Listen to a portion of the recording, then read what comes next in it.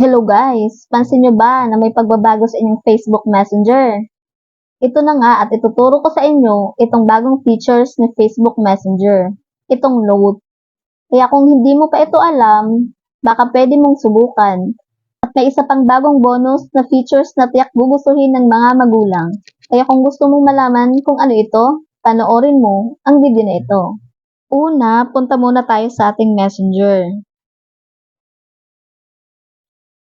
Tapos, pansin nyo dyan sa taas, sa kanilang mga profile, may mga nakalagay na note o message. Ito kasi yung bagong update ni Facebook Messenger ngayon. Para makita at magkaroon din tayo nito, dito sa ating profile, may makikita tayo na plus sign. Pindutin lang natin at nakalagay may note. Tapos, share a thought. Ito, susubukan natin.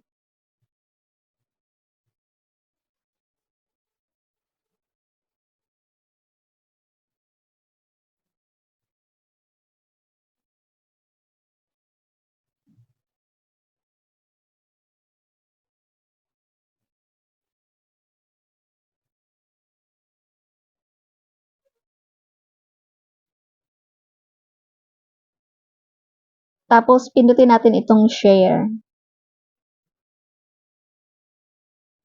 Tapos, itong settings. O ayan, may nakalagay na siya na note.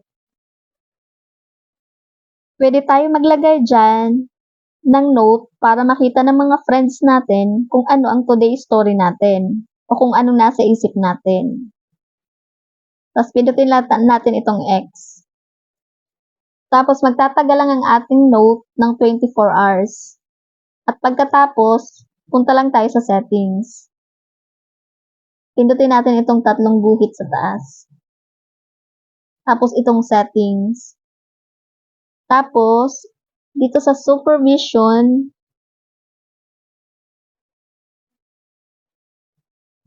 ang supervision na ito ay magagamit nyong ma-connect sa inyong mga anak o teens o mga friends natin na pwede nyong mabantayan. Lalong-lalo yung mga anak nyo para mabantayan nyo kung sino-sino ang mga mini-message. Basta kailangan mo lang siya i-invite at ma-accept niya. Pindutin lang natin itong create invite. Tapos, mag-send lang kayo ng invitation. Tapos, kapag in-accept na niya, magkakaroon ka na ng access sa messenger niya. Yun lamang po. At kung may natutunan kayo sa video na ito, huwag kalimutang i-share at i-follow ako. See you sa next tutorial video.